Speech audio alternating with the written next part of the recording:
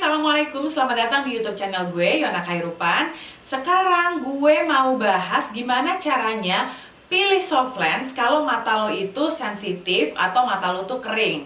Kalau lo mau tahu gimana caranya, ikutin video ini sampai habis dan jangan lupa subscribe dulu ke YouTube channel gue, ada tombol merah di bawah, itu diklik aja. Jadi kalau tiap kali gue misalnya bikin YouTube live atau gue gelar giveaway atau gue upload video baru, lo akan dapat notifikasinya. Oke, sekarang kita masuk ke topik utamanya, gimana caranya memilih soft lens untuk mata kering atau mata sensitif. Gue harus share ini karena ternyata banyak teman-teman gue yang enggak terlalu aware tentang ini. Mereka pakai soft lens gampang merah. Mereka pakai soft lens matanya jadi iritasi gitu. Nah, padahal itu ada kondisinya tertentu gitu. Kalau lo tipe matanya itu normal, yang nggak kering gitu, yang nggak gampang kering, atau lo tidak mengidap asma, itu sih lo beruntung banget deh. Lo bisa pakai any kind of soft lens yang dijual di luar sana.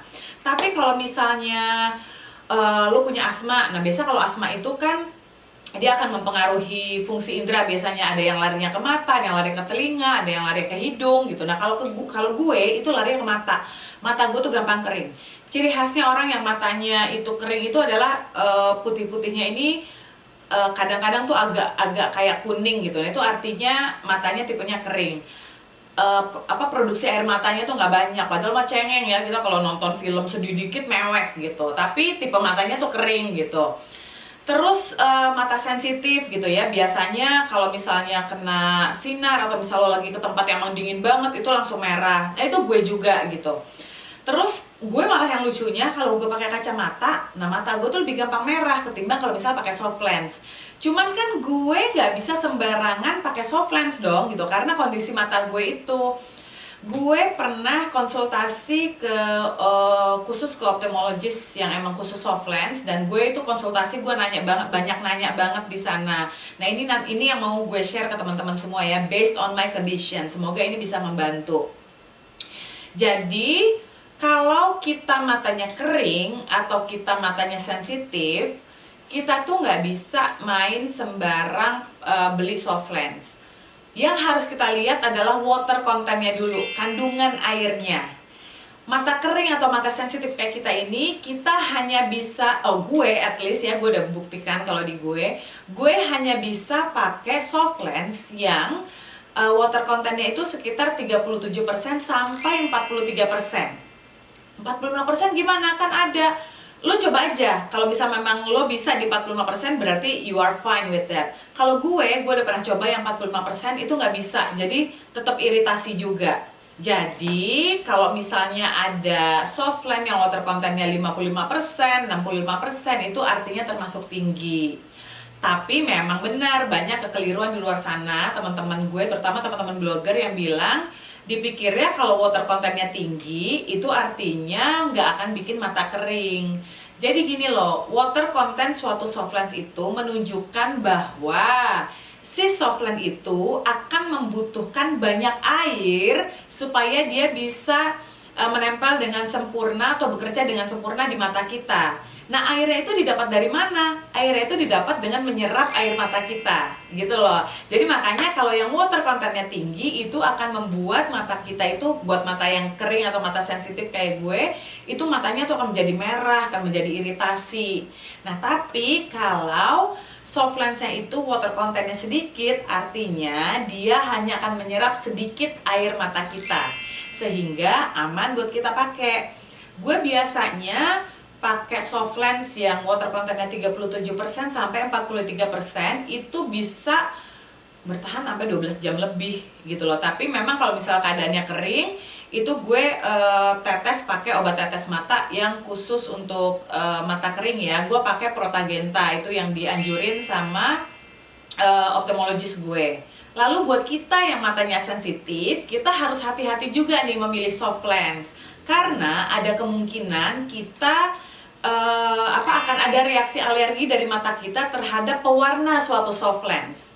Jadi gue waktu itu pernah sekali waktu tiba-tiba mata gue merah dong, kayak setan gitu, mata setan, dan itu selama 2 bulan.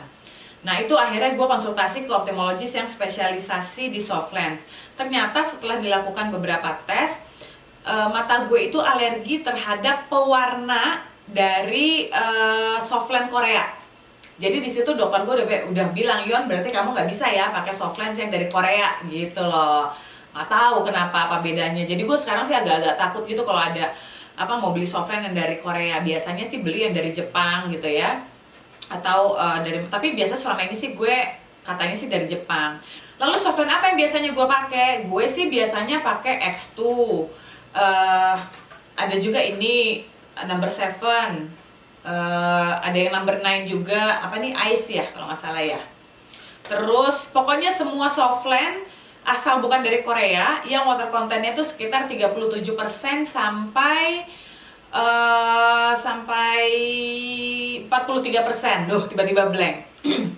Pernah ada suatu produk soft lens yang mengklaim bahwa dia menjamin gue kalau pakai soft lensnya dia itu nggak akan merah karena itu sudah menggunakan teknologi terbaru. Walaupun water contentnya waktu itu 55% kalau nggak salah deh, 55 apa 65, tapi dia mengklaim bahwa lo nggak akan merah pakai ini gitu, karena si orangnya itu bilang itu udah terbukti gue nggak merah pakai ini gitu ya. Ternyata nggak juga. Jadi trust me when I say lo hanya bisa pakai yang water contentnya 37% sampai 43%. Karena ketika gue pakai produk itu, mata gue ya iritasi jadinya gitu. Padahal makanya tuh cuma baru 4 jaman gitu. Terus kalau lo pertama kali baru mau pakai soft lens dan kondisi mata lo tuh sama kayak gue yang kering ya, sensitif, atau lo punya asma, jadi makainya itu bertahap ya. Jadi jangan kecil hati dulu kalau lo baru pakai terus tiba-tiba oh merah, ternyata gue tuh nggak bisa pakai soft lens bla bla bla bla gitu. Itu nggak bisa langsung diketok palu seperti itu. Jadi untuk pertama kali lo pakai tuh 2 jam dulu gitu, abis itu copot. Besokannya mulai lagi dinaikin lagi menjadi 3 jam, abis itu copot. Abis itu di hari ketiga lo bisa naikin lagi 4 jam, abis itu copot, sampai akhirnya mata lo tuh sudah bisa beradaptasi dengan soft lens. Gue juga awal-awal dulu waktu pertama kali pakai soft lens juga gitu kok, merah gitu pertama kali gitu. Nah saat itu gue pikir udah nih gue gak akan bisa pakai soft lens nih gitu, karena kan sometimes capek ya pakai kacamata gitu kan, terus ada silindrisnya juga gitu. Oh ya, gue tambahin juga ya, kalau misalnya mata lu tuh ada silindrisnya, sementara kita kalau mau beli soft lens yang ada silindrisnya itu mahal banget. Jadi kalau gue pakai soft lens biasa, cuman di mata gue yang ada silindrisnya, yaitu di mata kanan ini, minusnya gue naikin. Nah minusnya naikinnya berapa? Balik lagi, itu tergantung kenyamanan mata lo, jadi lo harus trial and error gitu. Jadi kalau gue karena silindrisnya itu uh, 0,75, jadi minus mata gue ya gue nyamannya itu kalau gue naikin 0,25. Jadi misalnya minusnya 1,5, gue naikin jadi 1,75 gitu. Jadi lo harus coba-coba sendiri sih. Ada yang bilang katanya kalau silindrisnya itu di atas 1 atau 1 ke atas, katanya dinaikinnya minusnya tambah 1. Cuman balik lagi, kalau menurut gue lo coba lagi nyaman atau enggak, atau bisa tanya si penjual soft lens tapi lo belinya yang di optik besar ya. Nah tapi yang gue tanya ketika gue konsultasi sama ophthalmologist yang spesialisasi soft lens, dibilanginnya kayak gitu, harusnya memang bertahap gitu. Jadi awalnya 2 jam dulu, habis itu 3 jam, habis itu 4 jam gitu. Terus yang harus lo ingat bahwa si soft lensnya itu ketika dicopot, itu soft lens itu harus direndam, jadi dia harus istirahat selama minimal 6 jam sebelum lo pakai lagi. Loh kenapa masih 6 jam? Ya karena si soft lens-nya ini kan dia perlu istirahat juga, dia perlu menyerap O2 juga, perlu menyerap dia tuh perlu membasahi diri lagi dari cairan soft lens yang kita bisa beli di optik-optik. Terus apa jadinya kalau misalnya si soft lens-nya itu belum 6 jam tapi udah dipakai lagi? Nah biasanya soft lens itu jadi kayak gampang kering gitu, terus udah gitu kadang rasanya juga jadi keset gitu. Pokoknya jadinya tuh nggak enak gitu. Pokoknya leave your soft lens itu untuk istirahat, biarin dia bobok dulu minimal 6 jam. Kalau gue biasanya gue punya 2 macam soft lens, karena kan kadang gue kegiatan itu kan dari pagi sampai tengah malam gitu kan. Besoknya tuh udah mesti pergi pagi lagi gitu. Jadi soft lens yang pertama biarin dia istirahat dulu, gue pakai soft lens yang kedua.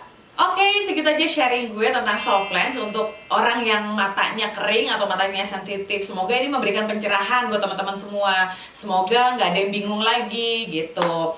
Terus next video mungkin gue akan bikin video gimana caranya menggunakan soft lens, gimana caranya nyopot soft lens gitu, karena ternyata masih banyak juga yang nggak tahu.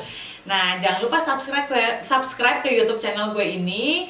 Terus udah gitu share video ini, kasih thumbs up ya. Terus follow sosial media gue. Sampai ketemu di video selanjutnya. Wassalamualaikum, bye.